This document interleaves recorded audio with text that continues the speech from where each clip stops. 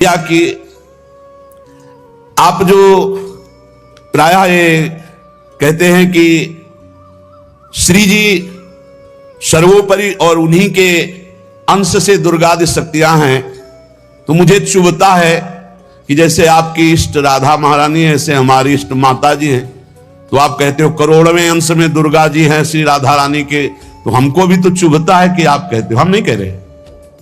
तस्मात् शास्त्रम प्रमाणन्ते कार्याकार्यो व्यवस्थितो। पहली बात तो हमारी श्री जी क्या है, जब हम श्री जी से चित्त जोड़ेंगे तब पता चलेगा। और दूसरी बात है कि जो शास्त्रों में लिखा है उसे, पद्म पुराण पातालखंड अध्याय 81, भगवान शिव कह रहे हैं, भगवान शंकर कैलाश में विराजमान है, देवर्षि नारद जी शनकादि बड़े बड़े महापुरुषों की सभा लगी हुई, उस सभा में कह रहे हैं, नारद जी को संबोधन करके भगवान शिव कह रहे हैं, हे नारद जी, ये जो श्री कृष्ण प्रिया राधा है, ये महाचैतन्य शक्ति स्वरूपा जितनी भी देवियां हैं, ये सब इनके अंश से प्रकट हुई है। ये अंतरंग विभूति हैं, इसीलिए इनको कोई जानता नहीं, अत्यंत गोपन तत्व है, इसीलिए इनका एक नाम गोपी है। श्री कृष्ण सदैव इनकी आराधना करते, इसलिए नाम इनका राधा है, और ये सदैव श्री कृष्ण की आराधना में रहती, इसलिए इनका एक नाम राधिका है।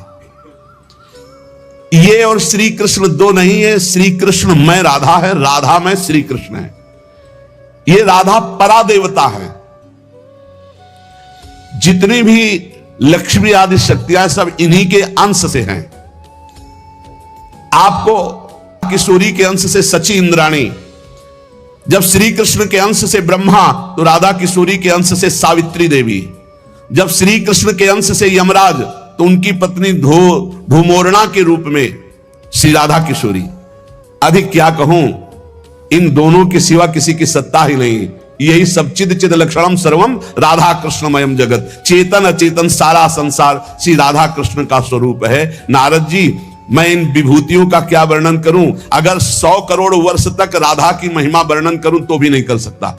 भगवान शिव कुछ ऐसे भावुक जन हैं कि वो कहते हैं कि आप भगवान शंकर को श्री कृष्ण से छोटा कहते हैं, वो हमारे आराध्य देव, हमको चुभता है।